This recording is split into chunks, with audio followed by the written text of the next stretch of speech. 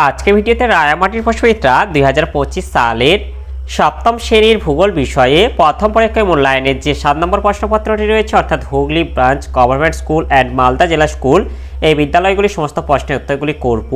তার আগে তোমরা কেউ যদি আমার চ্যানেলে নতুন হয়ে থাকো তাহলে চ্যানেলটি অবশ্যই সাবস্ক্রাইব করে নেবে। প্রথমে এক আছে বিকল্পগুলি থেকে সঠিক উত্তরটি নির্বাচন করে লেখো।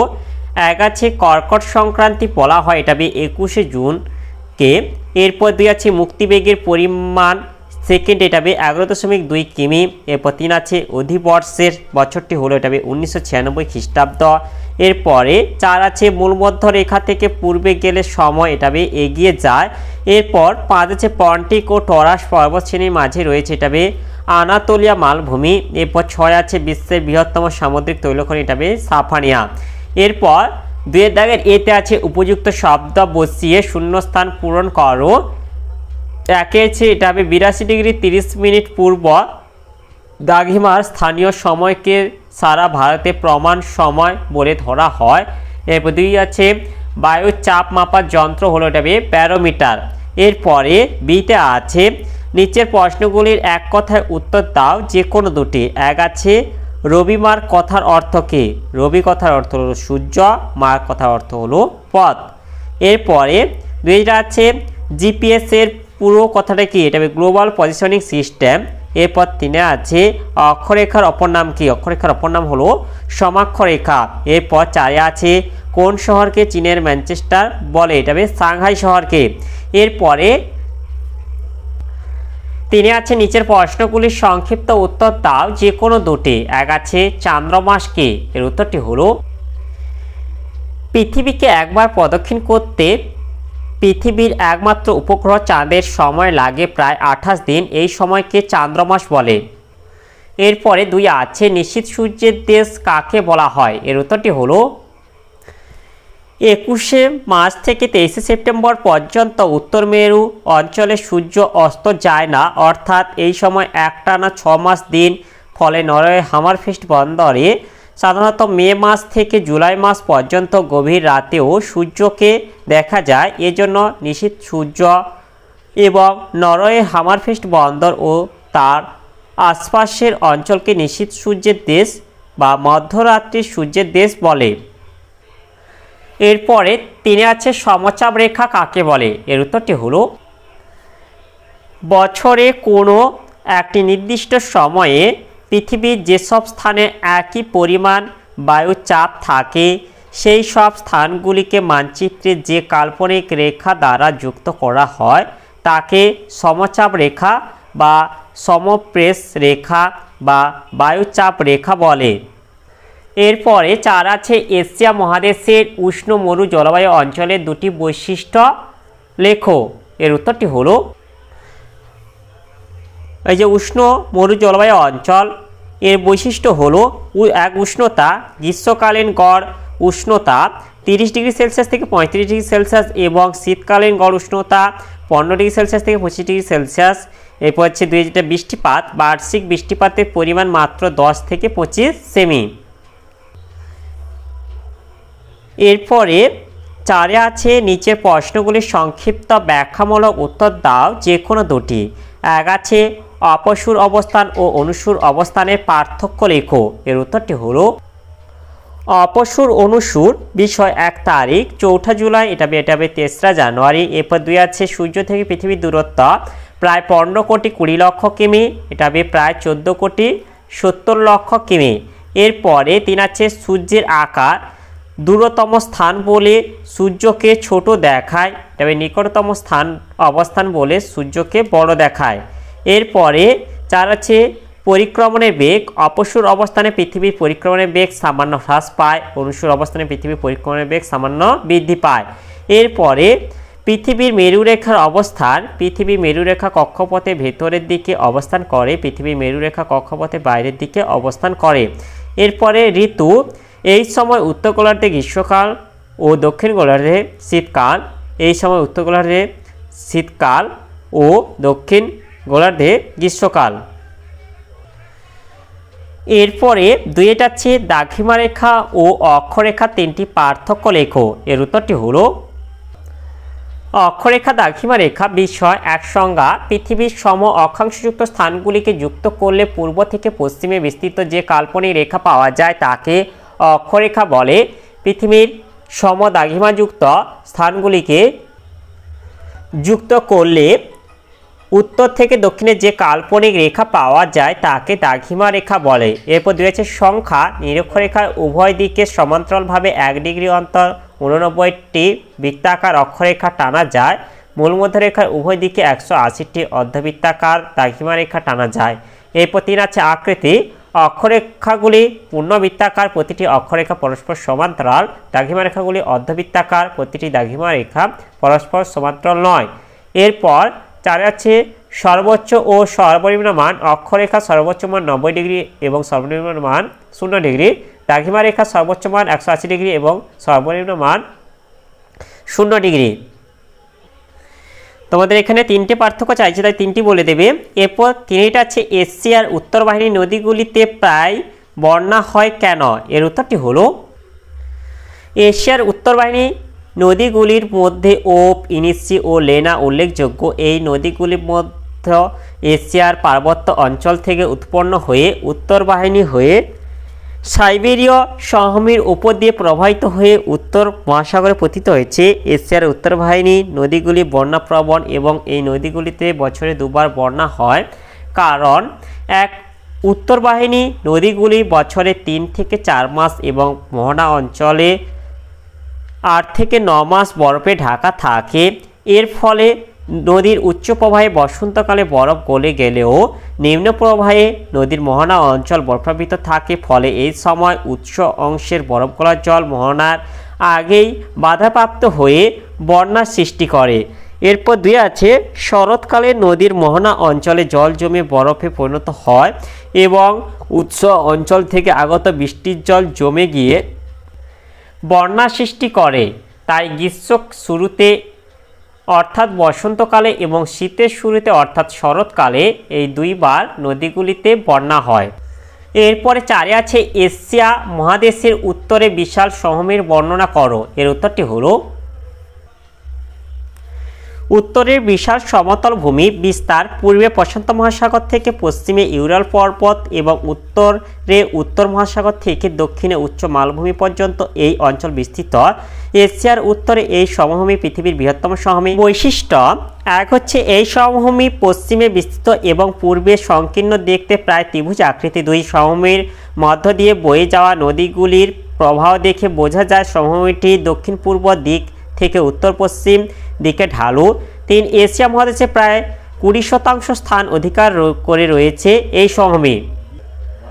এরপর আছে শ্রেণীবিভাগ। ভূপ্রাকৃতিক গঠন ও ভূমিরূপে পার্থক্য অনুসারে এই অঞ্চলটিকে আবার 3টি উপবিভাগে ভাগ করা হয়ে থাকে, যথা 1 তুরানের নিম্নভূমি, 2 সাইবেরিয়া সমভূমি ও 3 সিল্ট সমভূমি বা পূর্বের উচ্চভূমি। 1 আছে তুরানের নিম্নভূমি। অবস্থান সমভূমির দক্ষিণ পশ্চিম অংশে কাস্পিয়ান সাগর থেকে শুরু করে পূর্বে আরল সাগরের চারপাশ জুড়ে তুরানের নিম্নভূমি অবস্থিত। উৎপত্তি ভূ আন্দোলনের ফলে ভূমিভাগ বসে গিয়ে এই অবনত সমভূমির সৃষ্টি হয়েছে। পরবর্তীকালে আরল সাগরে পতিত আমুদরিয়া ও শীত দরিয়া নদী দুটি এই অঞ্চলকে সমৃদ্ধ করেছে। এরপর বৈশিষ্ট্য 1 হচ্ছে এখানকার কোনো স্থান সমুদ্র সমতল থেকে 8 থেকে 10 মিটার নিচে অবস্থিত। 2 বৃষ্টিপাতের অভাবে এখানে কারাকুম ও কিজিলকুম নামে 2টি মরুভূমির সৃষ্টি হয়েছে। এরপর আছে বেশ কয়েকটি নদী এই নিম্ন সমভূমির উপর দিয়ে প্রবাহিত হয়েছে, যাদের মধ্যে আমুদরিয়া ও শীত দরিয়া নদী দুটি অন্যতম। এরপরে 2টা আছে সাইবেরিয়া সমভূমি। অবস্থান পশ্চিমে ইউরাল পর্বত থেকে পূর্বে লেনা নদী পর্যন্ত সাইবেরিয়া সমভূমি বিস্তৃত। উৎপত্তি এশিয়ার উত্তরের ওব, ইনিসি, লেনা প্রভৃতি উত্তর বাহিনী নদীগুলি পরিসঞ্চয়ের ফলে এবং হিমবাহের কাজের ফলে সাইবেরিয়ার বিশাল সমভূমি গড়ে উঠেছে। বৈশিষ্ট্য 1 বন্যাপ্রবণ উত্তর বাহিনী নদীগুলির জন্য এই সমভূমিতে মাঝে মাঝে বন্যা দেখা যায়। 2 এই অঞ্চলে বহু জলাভূমি দেখা যায়। 3 এটি সমুদ্র সমতল থেকে বেশ কিছুটা উঁচুতে অবস্থান করছে। এরপর 3 আছে সিল্ট সমভূমি বা পূর্বে সমভূমি অবস্থান পশ্চিমে লেনা নদী থেকে ও পূর্বে বেরিং প্রণালী পর্যন্ত সিল্ট সমভূমি বা পূর্বে সমভূমি বিস্তৃত। উৎপত্তি অতি প্রাচীন সিল্ট মালভূমি বহুকাল ধরে নদী হিমবাহ প্রভৃতি প্রাকৃতিক শক্তি দ্বারা ক্ষয়প্রাপ্ত হয়ে এই ক্ষয়জাত সমভূমি সৃষ্টি হয়েছে। বৈশিষ্ট্য এই অঞ্চলে গড় উচ্চতা 200 মিটারের বেশি। এই অংশে ভারখনক্স, কলিমা, চুকটক্স প্রভৃতি ছোট ছোট ক্ষয় প্রতিরোধী টিলা বা পাহাড় দেখা যায়। অঞ্চলটি ক্ষয় পেতে পেতে বর্তমানে একটি সমপ্রায় ভূমিতে পরিণত হয়েছে। এরপরে 5 আছে নিচের প্রশ্নগুলির উত্তর দাও যে কোনো দুটি। 1 আছে বায়ুচাপের পার্থক্যের 3টি কারণ লেখো। এর উত্তরটি হলো পৃথিবীর বিভিন্ন স্থানে নানা কারণে বায়ুচাপে তারতম্য হয়। সেই কারণগুলি হলো নিম্নরূপ। 1 হচ্ছে বায়ুতে উষ্ণতা তারতম্য। বায়ু উত্তপ্ত হলে প্রসারিত ও হালকা হয়, ফলে উপরে উঠে যায়, অর্থাৎ বায়ুর উষ্ণতা বাড়লে বায়ুর চাপ কমে। অপরপক্ষে শীতল বায়ু সংকুচিত হয়ে ভারী হয়, এর জন্য বায়ুর উষ্ণতা কমলে বায়ুর চাপ বাড়ে। এরপর 2 আছে বায়ুতে জলীয় বাষ্পের তারতম্য। বায়ুতে জলীয় বাষ্পের পরিমাণ বায়ুর চাপ নিয়ন্ত্রণ করে। জলীয় বাষ্প সাধারণত বায়ু অপেক্ষা হালকা বলে বায়ুতে জলীয় বাষ্প বেশি থাকলে বায়ুর চাপ কমে। এই কারণে বর্ষাকালে বায়ুর চাপ কম হয়। 3 আছে ভূপৃষ্ঠের উচ্চতা। বায়ুমণ্ডলের শতকরা প্রায় 90% উপাদানই যেহেতু ভূপৃষ্ঠ থেকে প্রায় 16 কিলোমিটার উচ্চতার মধ্যে অবস্থান করে, তাই ভূপৃষ্ঠ সংলগ্ন অঞ্চলে বায়ুর চাপ বেশি হয়। কিন্তু ভূপৃষ্ঠ থেকে যত উপরে ওঠা যায় ততই বায়ুর ঘনত্ব কমে তার চাপ কমে যায়। উদাহরণস্বরূপ প্রতি 274 মিটার উচ্চতায় 34 মিলিবার বায়ুর চাপ কমে যায়। তোমাদের 3টি কারণ লিখতে বলেছে, তাই 3টি লিখে দেবে। এরপর হচ্ছে 2টা আছে ইয়াংসি অববাহিকার অর্থনৈতিক সমৃদ্ধির 3টি কারণ লেখো। এর উত্তরটি হলো ইয়াংসি কিয়াং নদী অববাহিকা অর্থনৈতিক সমৃদ্ধির কারণগুলি হলো 1 বিস্তীর্ণ সমতল ভূমি। এই অববাহিকার বিস্তীর্ণ অংশ সমভূমি হয়, এই অঞ্চলে অর্থনৈতিক বিকাশ সহজ হয়েছে। 2 অনুকূল জলবায়ু। এই অববাহিকা অঞ্চলে নাতিশীতোষ্ণ জলবায়ু অর্থনৈতিক সমৃদ্ধির ক্ষেত্রে অত্যন্ত অনুকূল। 3 পর্যাপ্ত জল কৃষি শিল্প প্রভৃতি ক্ষেত্রে প্রয়োজনীয় জল ইয়াংসি কিয়াং নদী থেকে পাওয়া যায়। 4 কৃষিকাজে উন্নতি। ইয়াংসি কিয়াং অববাহিকা হল চীনের সর্বশ্রেষ্ঠ কৃষি সমৃদ্ধ অঞ্চল, তাই এই অববাহিকার অর্থনৈতিক সমৃদ্ধি সহজতর হয়েছে। উর্বর মৃত্তিকা, উন্নত জলসেচ, নাতিশীতোষ্ণ জলবায়ু প্রভৃতি কারণে এখানে প্রচুর পরিমাণে ধান, গম, তুলো, পাট, আখ, তামাক, তৈলবীজ ইত্যাদি উৎপন্ন হয়। এজন্য এই অঞ্চলকে চীনের শস্য ভাণ্ডার বলা হয়। এরপর 5 আছে খনিজ সম্পদের প্রাচুর্য। সমগ্র দেশের শতকরা প্রায় 50% খনিজ সম্পদ এই অঞ্চল থেকে পাওয়া যায়। খনিজ সম্পদের প্রাচুর্য এই অববাহিকার অর্থনৈতিক সমৃদ্ধির একটি অন্যতম কারণ। এখানকার উল্লেখযোগ্য খনিজ সম্পদগুলি হলো কয়লা, আকরিক লোহা, তামা, দস্তা, টাংস্টেন, টিন, অ্যান্টিমনি ইত্যাদি। এছাড়া বাকি পয়েন্টগুলো তোমরা দেখে নাও। এরপরে 3টা হচ্ছে এশিয়া মহাদেশকে চরম বৈশিষ্ট্যের মহাদেশ কেন বলা হয়। এর উত্তরটি হলো পৃথিবীর বৃহত্তম মহাদেশ এশিয়া।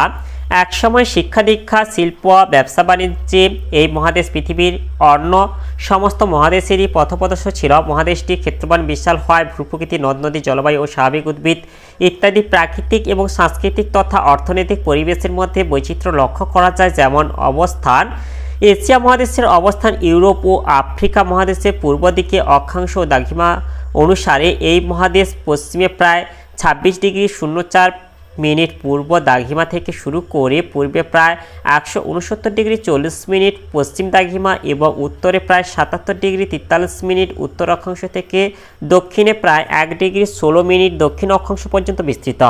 এরপর আছে ভূপ্রাকৃতিক বৈচিত্র্য। এশিয়া মহাদেশের মধ্যভাগে পর্বতময় উচ্চ মালভূমি এবং উত্তর ও দক্ষিণে বিশাল সমভূমি অবস্থান করছে। ভূপ্রকৃতি অনুসারে এই মহাদেশকে 5টি ভাগে ভাগ করা হয়। পৃথিবী উচ্চতম পর্বতশৃঙ্গ মাউন্ট এভারেস্ট, নিম্নতম স্থলভাগ মরুসাগরের উপকূল ভাগ, বৃহত্তম সমভূমি সাইবেরিয়া, উচ্চতম মালভূমি পামির এবং বৃহত্তম গঙ্গা ব্রহ্মপুত্র বদ্বীপ সমভূমি এই মহাদেশে অবস্থিত। এরপর আছে নদ নদী ও হ্রদের বৈচিত্র্য।